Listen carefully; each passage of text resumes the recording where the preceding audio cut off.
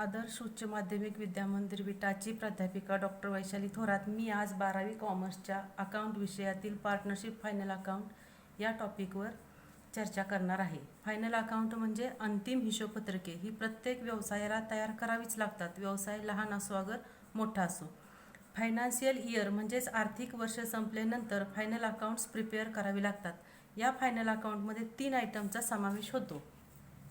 एक म्हणजे trading account, दुसरा म्हणजे प्रॉफिट अँड लॉस अकाउंट आणि तिसरा म्हणजे बॅलन्स शीट. या 3 आयटममधील ट्रेडिंग अकाउंट आणि प्रॉफिट लॉस अकाउंट हे 2 अकाउंट आहेत. अकाउंट म्हणजे लेजर आहेत. आणि हे 2 अकाउंट ट्रेडिंग अकाउंट आणि प्रॉफिट लॉस हे टोटल वर्षाची इन्फॉर्मेशन दर्शवित असतात. म्हणून ह्या दोन्हींच्या सोबतीला आपण तिथं फॉर द इयर एंडेड असं लिहित असतो. फॉर द इयर एंडेड म्हणजेच टोटल वर्षाची इन्फॉर्मेशन. आता फॉर एक्झाम्पल ट्रेडिंग अकाउंटच्या डेबिटला आपण ओपनिंग स्टॉक लिहितो आणि क्रेडिट साईडला आपण क्लोजिंग स्टॉक लिहित असतो. ओपनिंग स्टॉक म्हणजे कधी वर्षाच्या सुरुवातीचा, म्हणजे किती तारखेला 1 एप्रिलला असणारा शिल्लक माल, त्याला आपण ओपनिंग स्टॉक म्हणतो. आणि क्लोजिंग स्टॉक म्हणजे कधीचा, तर 31 मार्च रोजी असणारा शिल्लक माल, म्हणजे त्याला आपण क्लोजिंग स्टॉक म्हणतो. दोन्हीही आयटम आले, ओपनिंग स्टॉक पण आला आणि क्लोजिंग स्टॉक पण आला. म्हणजे ही काय झाली, पूर्ण वर्षाची इन्फॉर्मेशन याच्यामध्ये आपण लिहिलेली आहे. त्यामुळे याच्या खाली काय लिहितात, तर फॉर द इयर एंडेड. तसंच परचेसेस आणि सेल्स हे दोन्ही आयटम नोंदवत असताना टोटल वर्षाची खरेदी किती केली आपण, ती आकडेवारी आपल्याला इथं मेन्शन करावी लागते. आणि टोटल वर्षभरामध्ये आपण किती सेल्स केला त्याची पण इन्फॉर्मेशन आपल्याला इथं मेन्शन करावी लागत असते. त्याच पद्धतीनं वेजेस असतील, प्रोडक्टिव्ह वेजेस किंवा वेजेस अँड सॅलरी हे आयटम पण, म्हणजे आपण टोटल वर्षभरामध्ये किती वेजेस पेड केले ती अमाऊंट आपल्याला या ठिकाणी नोंदवावी लागत असते. म्हणजे म्हणून ट्रेडिंग अकाउंटच्या तिथं काय लिहिलं जातं, तर फॉर द इयर एंडेड. मग अशीच मी सांगितलं, हे एक लेजर आहे, अकाउंट आहे, म्हणून याच्या डेबिट साईड आणि क्रेडिट साईड असतात. डेबिट साईडला प्रत्येक आयटमला टू हा वर्ड लिहिला जातो, तर क्रेडिट साईडला प्रत्येक आयटमला बाय हा वर्ड लिहिला जातो. आता प्रॉफिट अँड लॉस अकाउंट हा पण ट्रेडिंग अकाउंटसारखाच नॉमिनल अकाउंट आहे. अकाउंट आहे, लेजर आहे, डेबिट साईड आहे, क्रेडिट आहे. इथं पण प्रत्येक आयटमला डेबिटला 2 लिहिलं आहे आणि क्रेडिट साईडला प्रत्येक आयटमला बाय लिहिलेला आहे. हा लेजरचा रूल आहे. इथं डेबिट साईडला पहिला आयटम आहे सॅलरी. हे सॅलरीची अमाऊंट लिहित असताना आपण वर्षभरामध्ये कर्मचाऱ्यांना आपल्या किती सॅलरी पेड केली ती टोटल अमाऊंट आपल्याला इथं मेन्शन करावी लागत असते. तर क्रेडिटला आता इथं इंटरेस्ट रिसिवड आहे, म्हणजे आपल्या बिझनेसनं काहीतरी इन्व्हेस्टमेंट केलेली आहे, कुठेतरी पैसे ठेवलेले आहेत आणि त्याच्यावरचं व्याज आपल्याला मिळतं आहे, ते आपलं काय आहे, तर इन्कम आहे. म्हणून इथं आपण क्रेडिट साईडला ते टोटल वर्षभराचं इंटरेस्ट आपण त्या ठिकाणी नोंदवलेलं असतं. आता ट्रेडिंग अकाउंटची डेबिट साईड म्हणजे सगळी खर्चाची बाजू असते आणि ट्रेडिंग अकाउंटची क्रेडिट साईड म्हणजे इन्कमची बाजू असते. मग आता ट्रेडिंग अकाउंटच्या डेबिटला कोणते खर्च, तर सगळे डायरेक्ट एक्सपेन्सेस आहेत ते ट्रेडिंग अकाउंटच्या डेबिटला मेन्शन केले जातात. आणि डायरेक्ट इन्कम आहे ते ट्रेडिंग अकाउंटच्या क्रेडिट साईडला मेन्शन केलं जातं. आता डायरेक्ट एक्सपेन्सेस आणि डायरेक्ट इन्कम म्हणजे काय, तर डायरेक्ट एक्सपेन्सेस म्हणजे जो खर्च डायरेक्ट प्रोडक्शनशी रिलेटेड आहे, डायरेक्ट गुड्सशी रिलेटेड आहे, असा खर्च म्हणजे डायरेक्ट एक्सपेन्सेस. आणि डायरेक्ट इन्कम म्हणजे काय, तर डायरेक्ट आपण ज्या वस्तूचं प्रोडक्शन करतो ते प्रोडक्शन विकून जो पैसा आपल्याला मिळत असतो ते म्हणजे आपलं डायरेक्ट इन्कम आहे. प्रॉफिट लॉस अकाउंटच्या डेबिटला पण खर्चच असतो, पण तो कोणत्या स्वरूपाचा, तर इनडायरेक्ट एक्सपेन्सेस. आणि क्रेडिट साईडला indirect income.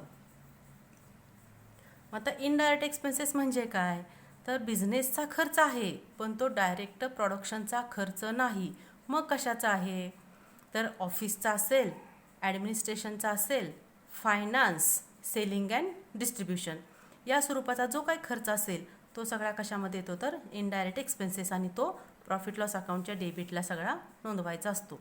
Indirect income, income आहे पण ते वस्तूंची विक्री करून, मेन आपलं जे प्रोडक्शन आहे त्याचा सेल करून मिळालेलं नाही, पण अदर सोर्सेसपासून आपल्याला इन्कम ते मिळालेलं आहे. तर फॉर एक्झाम्पल इथं डिव्हिडंड रिसिवड आहे. डिव्हिडंड म्हणजे काय, तर लाभांश. म्हणजे आपल्या व्यवसायानं, आपल्या बिझनेसनं काहीतरी कोणत्या तरी दुसऱ्या एखाद्या बिझनेसचं, एखाद्या कंपनीचं, एखाद्या व्यवसायाचे शेअर्स खरेदी केलेत आणि त्याच्यावर आपल्याला मिळालेला परतावा म्हणजे काय, तर डिव्हिडंड. मग आपण प्रोडक्शन केलेली वस्तू सेल करून पैसे मिळालेत का, हे तर नाही. तर अदर सोर्सेसपासून आपल्याला हे डिव्हिडंड मिळालेलं आहे. त्याच पद्धतीनं रेंट रिसिव्ड. रेंट म्हणजे भाडं. आपल्या बिझनेसची कुठेतरी मोठी इमारत आहे आणि ती आपण भाड्यानं दिली, त्याच्यापासून आपल्याला रेंट मिळालं म्हणजे आपला इन्कम झाला, पण तो मेन प्रोडक्शनपासून मिळालेला नाही. म्हणून याचाही समावेश कशात येतो, तर इनडायरेक्ट इन्कममध्ये येत असतो. सगळे खर्च डेबिटला, सगळं इन्कम आहे ते क्रेडिट साईडला मेन्शन करायचं असतं. आता 3 नंबरला आहे ते म्हणजे बॅलन्स शीट. आता बॅलन्स शीट अकाउंट असं लिहित नाही, कारण बॅलन्स शीट हे एक स्टेटमेंट आहे. वर्षाच्या शेवटच्या दिवशी आपल्या बिझनेसची फायनान्शियल पोझिशन, आर्थिक स्थिती कशी आहे हे दर्शवणारं पत्रक म्हणजे बॅलन्स शीट असतं. म्हणून त्याच्याखाली आपण ॲज ऑन लिहित असतो. एका शेवटचा दिवस म्हणजे कधीचा, तर वर्षाचा शेवटचा दिवस म्हणजेच 31 मार्च, प्रत्येक वर्षाचं इयर एंडिंग. त्या दिवशी व्यवसायाची असणारी स्थिती कशी आहे हे बॅलन्स शीटवरून आपल्याला मेन्शन होत असतं. बॅलन्स शीटची डावी बाजू म्हणजे लायबिलिटी साईड असते आणि बॅलन्स शीटची उजवी बाजू म्हणजे असेट साईड असते. याला डेबिट क्रेडिट असं म्हटलं जात नाही, कारण का बॅलन्स शीट हे काय आहे, तर स्टेटमेंट आहे. आता लायबिलिटी साईडला कॅपिटल असतं, भांडवल. म्हणजे 31 मार्च रोजी पार्टनरना आपण किती पैसे देणं लागत असतो, लायबिलिटी म्हणजे देणं, किती रक्कम आपण देणं लागणार ती अमाऊंट आपल्याला या ठिकाणी मेन्शन करावी असते. तसं इथं आयटम आहे बँक लोन. सपोज आपण वर्षाच्या सुरुवातीला एक 4 लाख रुपये आपण लोन घेतलेलं आहे, पण आपलं लोन काय आहे असं राहणार आहे का, तर नाही. आपण 12 महिन्यामध्ये थोडं थोडं करत असं ते लोन पेड करत गेलेलं आहे. आता 31 मार्च रोजी आपलं लोन राहिलं किती, 2 लाख, म्हणजे 2 लाख काय केलं आहे, पण पेड केलेलं आहे. तर आपली इथं बँक लोनची जी अमाऊंट दिसत असते ती किती दिसणार आहे, तर 2 लाख. कधीची, ॲज ऑन 31 मार्च दिवशी किती लोन आहे आपलं, 2 लाख. म्हणून इथं काय लिहिलं असतं, तर ॲज ऑन शेवटचा दिवस, त्या दिवशी असणारी स्थिती कशी आहे. असेट साईडला कॅश इन हँड आहे, कॅश ॲट बँक आहे. कॅश इन हँड म्हणजे आपल्या बिझनेसमध्ये आपल्याकडे असणारी रोकड शिल्लक. मग इथं जो कॅश बॅलन्स आहे तो कधीचा, वर्षाच्या सुरुवातीचा, मधला का शेवटचा, तर 31 मार्च रोजीचा, म्हणजेच वर्षाच्या शेवटच्या दिवशीचा. म्हणून इथं काय लिहिलेलं असतं, तर ॲज ऑन. त्याच पद्धतीनं same cash at bank. Bank balance 31 March रोजी आपला बँक बॅलन्स किती आहे तो या ठिकाणी मेन्शन केलेला असतो. म्हणून बॅलन्स शीटच्या खाली काय लिहिलं जातं, तर ॲज ऑन हा वर्ड लिहिला जातो. तर लक्षात आलं, ट्रेडिंग अकाउंट आणि प्रॉफिट लॉस अकाउंट हे 2 लेजर आहेत, अकाउंट आहेत, आणि बॅलन्स शीट हे मात्र काय आहे, तर एक स्टेटमेंट आहे.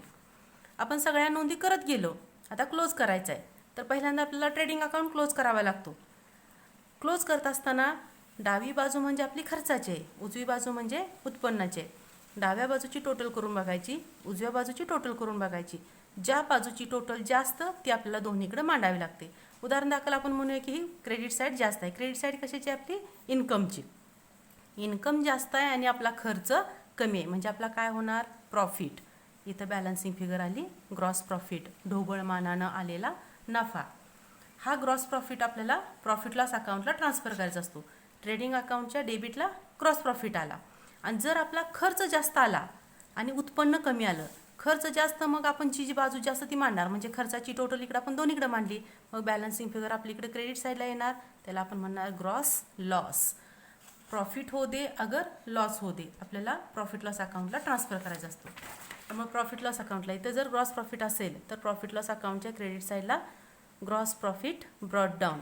जेव्हा आपण इथं काढला तेव्हा gross profit carried down. Transfer करताना ग्रॉस प्रॉफिट ब्रॉट डाऊन. सगळ्या नोंदी केल्या, डेबिटचे आयटम नोंदवले, क्रेडिटचे आयटम नोंदवले. आता क्लोज करायचं आहे का आपल्याला, profit and loss account close करायचं आहे. सेम ट्रेडिंग अकाउंटसारखं प्रोसिजर करायची. क्रेडिट साईडची टोटल किती आहे, डेबिट साईडची टोटल किती आहे, जी बाजू जास्त ती दोन्हीकडं मांडायची. आता इथं आपण गृहीत धरू की इथं डेबिट साईड जास्त आहे, म्हणजे काय, खर्च जास्त आहे आणि उत्पन्न आपलं कमी आहे. खर्च जास्त असेल, दोन्हीकडं खर्चाची टोटल मांडली, बॅलन्सिंग फिगर आपल्या इकडे क्रेडिटला येणार.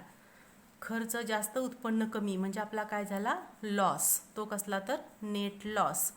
काय लिहायचं, net loss transfer to partners capital or current account, आणि पार्टनर्सना त्यांच्या रेशोमध्ये डिस्ट्रीब्यूट करायचं असतं. सपोज इथं 10,000 रुपये नेट लॉस झालेला आहे आणि आपल्याला रेशो प्रॉब्लेममध्ये सांगितलेला असतो पार्टनर्सचा प्रॉफिट लॉसचा रेशो. समजा तो इक्वली सांगितला, तर एला 5,000 रुपये लॉस होईल आणि बीला पण किती, तर 5,000 रुपये लॉस होईल. दोघं हे लॉस त्या ठिकाणी वाटून घेणार. इथं जर प्रॉफिट झाला असता, रेशो सेम सांगितला असता, तर 10,000, समजा 10,000 आहे असं गृहीत धरलं, तर नेट प्रॉफिट किती आला असता, तर दोघांना 5,000 रुपये आला असता. हा झालेला नेट प्रॉफिट किंवा झालेला नेट लॉस हा पार्टनरच्या कॅपिटल अकाउंटला ट्रान्सफर केला जातो की जो अकाउंट बॅलन्स शीटमध्ये असतो. बॅलन्स शीटच्या ह्या कॅपिटलमध्ये प्रॉफिट झाला तर ॲड करायचा, लॉस झाला तर लेस करायचा असतो. बॅलन्स शीटचे लायबिलिटीचे आयटम मांडायचे, असेट्सचे आयटम मांडायचे, त्यानंतर बॅलन्स शीट आपली क्लोज करायची असते. बॅलन्स शीट ही नेहमी टॅली होत असते. लायबिलिटी साईडची टोटल आणि असेट साईडची टोटल ही नेहमी इक्वल येत असते. त्याच्यात कधीही बॅलन्स येत नाही.